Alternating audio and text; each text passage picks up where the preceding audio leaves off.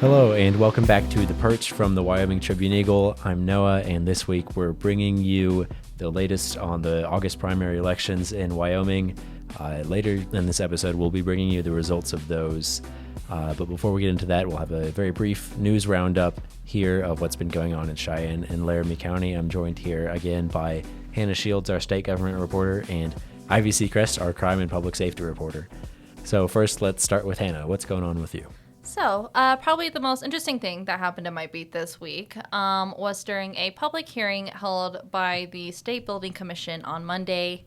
The State Commission is made up of the state's top 5 elected officials and is chaired by Governor Mark Gordon. So basically, the public hearing was around a proposed set of rules that was drafted by the state construction department on whether or not concealed carry would be allowed in the Capitol's extension. The Capitol extension is kind of like this long corridor that runs underground, connecting the state Capitol building and the Hirschler building. And within that corridor, you have a few rooms on either side where a lot of legislative meetings are held. So that kind of already sets up the idea of the jurisdiction, that this is shared by both the executive branch and the legislative branch. So basically what this public hearing was about was how the public felt on a draft set of rules on who would be allowed to conceal carry in the Capitol. The set of rules contained basically 3 different definitions, one of them including the definition of public. And that definition was expanded to include people with the permit to conceal carry to carry it within the corridor. Now, keep in mind, these rooms where legislative committee meetings happened, they would still prohibit any guns from being in there because it is operated by the legislative branch. So during those times, that is legislative jurisdiction, and these concealed carriers would not be able to enter with their guns. So one thing that was quickly pointed out before they jumped into public testimony was the fact that lawmakers were excluded from being able to conceal carry in the building. Secretary of State Chuck Gray was the first person to point this out. He said this was the key difference between these proposed rule changes and House Bill 125, which was vetoed by the governor. And Gordon's main response was that because this is a jurisdictional issue, he didn't find it appropriate for the executive branch to tell the legislative branch what they can or cannot do. So the exemption from allowing lawmakers to conceal carry was basically Gordon's signal to the management council, which is made up of legislative leadership, saying the ball is in your court whether or not you want lawmakers to be able to carry guns within working hours. Outside of that, there was a lot of public comment, either for or against allowing concealed carry in the Capitol extension. And those who were against allowing concealed carry were basically saying that this could, create a huge imposition on people's freedom of speech. So in other words, in these meetings where, people can get pretty heated in their debates on bills, bill amendments, things like that, we talk about a lot of sensitive issues during committee meetings, that some people might be intimidated from testifying knowing that another person has a gun within that area. And so that was one argument against it. Arguments for it, on the other hand, were those who want the ability to defend themselves in case a shooter were to come into the building. And their argument was that you cannot trust the law enforcement or the Capitol Police to save you in case there's a shooter, and these people want to be able to defend themselves. So what's going to happen next is State Construction Department Secretary Suzanne Norton told me in an email that comments from members of the State Building Commission plus testimony from the public will be taken into consideration as they continue to discuss the draft language in future commission meetings. So they're still deciding. There's no decision that's been made on it yet. And so there's no specific timeline, but they are just kind of still in discussion mode around these rules. Great. Thank you, Hannah. And Ivy, what's been going on with you this week? So in terms of public safety, we did have our Secretary of State, Chuck Gray, receive a threatening voicemail, which he then turned to Facebook to show his followers what he deemed as the lying left-wing media sparking constituents to threaten him. We did reach out to Gray kind of to get a feel for how he was feeling about the threats made via the voicemail and how he kind of felt that came to be. And he gave a response very similar to what other publications were told, which was that he felt that the message had come from someone who was reading local journalism and had been inspired by false reports in local journalism to threaten Secretary of State Gray. And he specifically called out an article published on wildfile.com about how, as Hannah has previously discussed on this podcast, he has called for a retesting of voter machines. And that retesting of voter machines was inspired by several counties allegedly having faulty tests and not complying with state legislature.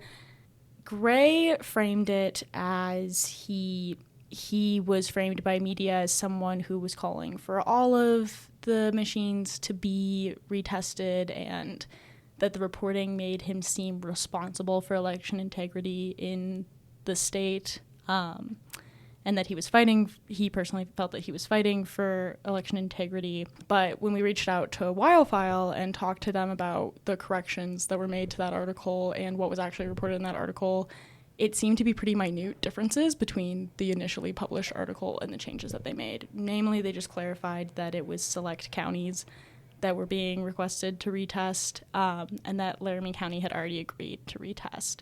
We do have a response from Matthew Copeland, chief executive and editor of Wildfile, in which he said that the fundamental idea here that somehow omitting the term several resulted in a threatening voicemail coming to the secretary is patently absurd. He continued to say that if years in politics and public discourse, including famously quite a bit of name calling, the secretary feels that the lack of the word several in a lead about his call for action toward county clerks resulted in an unhinged call, I frankly don't see the evidence there. It really turned out to be Gray receiving this threatening voicemail, turning to the public via Facebook to kind of further this narrative of media being untrustworthy, and then the media in question being Wildfile kind of detailing how minute those changes were. And so really, we don't have verification of the validity of the voicemail. We don't have verification of even the publication that the caller was referring to.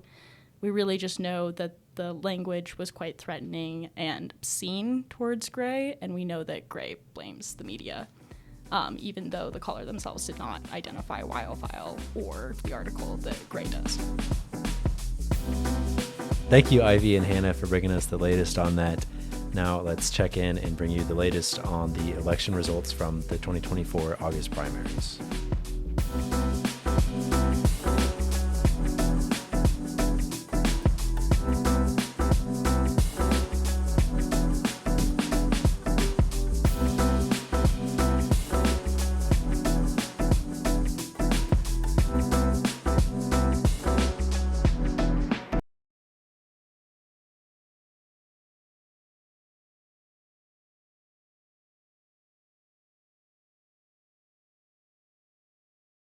It's now primary election day on August 20th. I'm joined here with Hannah Shields in the Wyoming Tribune Eagle office. It's nearing midnight here and the results are in.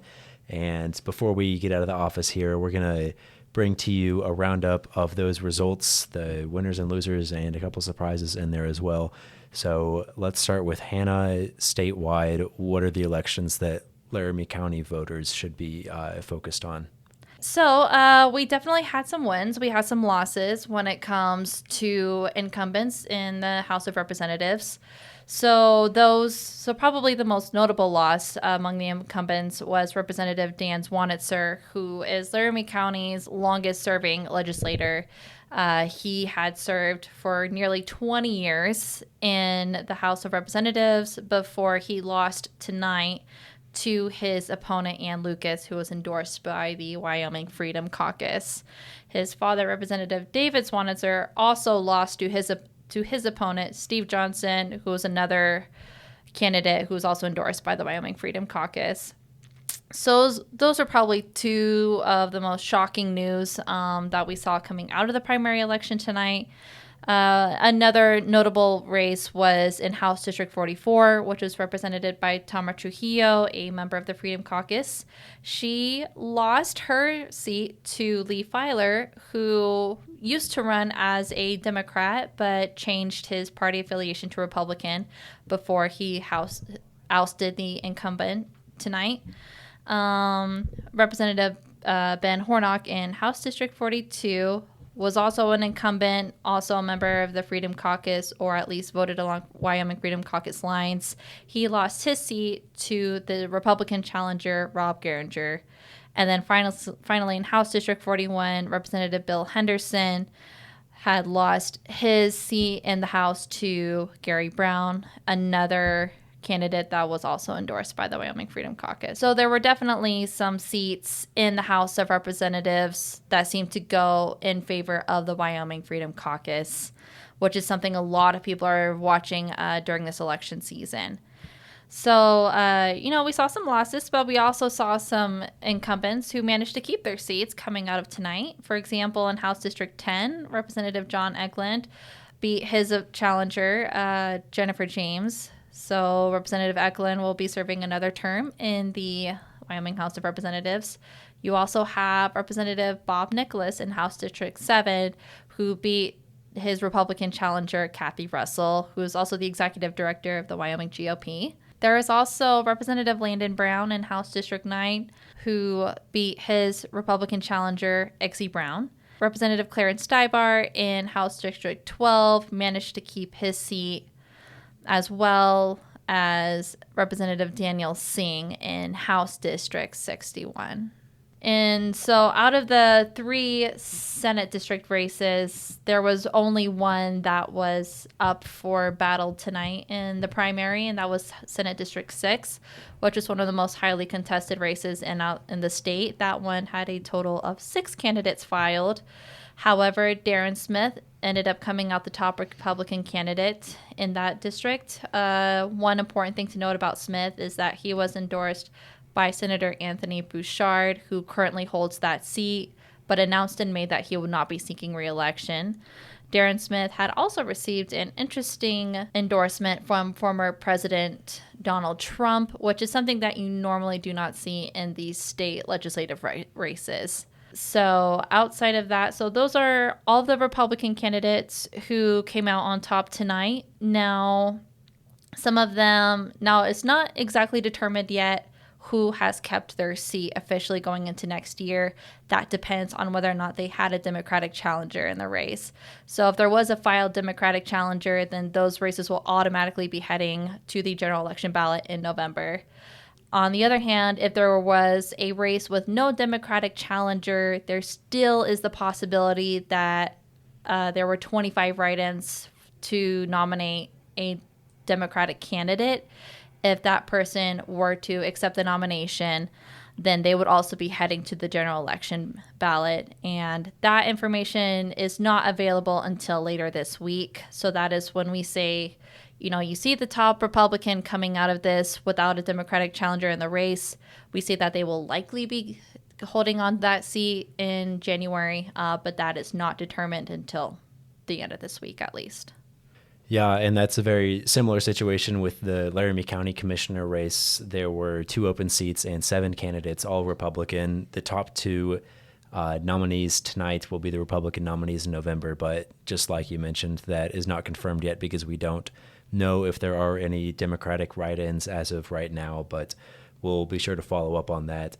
So in the Laramie County Commissioner race, the top Laramie County Commissioner candidate was Don Hollingshead, who received about 21% of the votes cast in Laramie County on Tuesday, followed by Ty Zwanitzer, who just had a little less than 600 votes less than him, at around 5,400. And Ty Zwanitzer just beat out the third place opponent, Jess Ketchum, by just a little more than 200 votes. So that was a tight race, but both Hollingshead and Zwanitzer will be on the ballot in November. As of now, we don't know of any Democratic challengers in that race. Now, on the city level, Let's start with the mayor's race. Patrick Collins is the incumbent mayor. He received the most votes by a substantial margin tonight, at about 57% of the votes, receiving over 6,200 votes, followed by Rick Coppinger, who received around 2,700 votes. And that's quite a bit more than the third place, who got almost 2,000 votes less than Coppinger. So that means that Collins and Coppinger will be going against each other in the November general election. Now, this is a repeat of the 2020 mayoral race where Collins and Coppinger went head to head. And obviously, as Collins is the incumbent now, he came out on top 4 years ago with a little over 18,000 votes, and Coppinger had about half of that. Now, moving on to city council, let's start with Ward 1. There's 3 wards, and there's 2 open seats in each ward. Of the candidates, 4 candidates will be on the ballot in November. So there were 6 candidates on the ballot for Cheyenne City Council Ward 1, and the top 4 are advancing to the ballot in November. The top candidate is Jeff White, who is an incumbent, and followed by Pete Laybourne, the other incumbent in Ward 1. And the other 2 candidates going to the ballot in November are Miguel Reyes and Travis French. And it is interesting to note that Linda Burt actually received the 4th highest number of votes, which means she would be on the ballot in November, but she actually dropped out of the race in June, but was still on the ballot. So 563 people today cast their vote for her, even though she will not be on the ballot in November.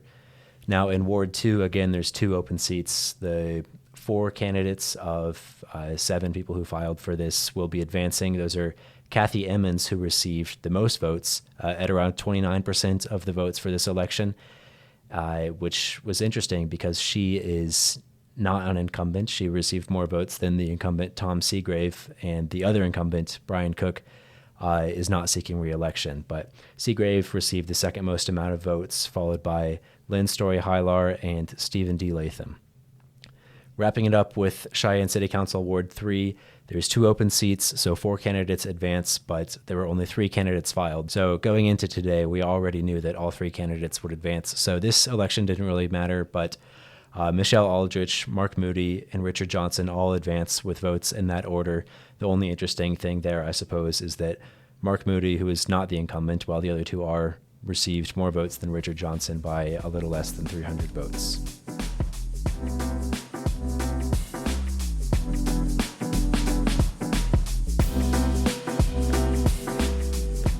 So that's all for the Laramie County August primary elections. Thanks for tuning in, and thank you, Hannah, for staying up late and bringing me the latest on that. Oh, you know, Noah, there's nowhere else I would rather be than in the office with you. I'm sure. I appreciate burning that. the midnight oil.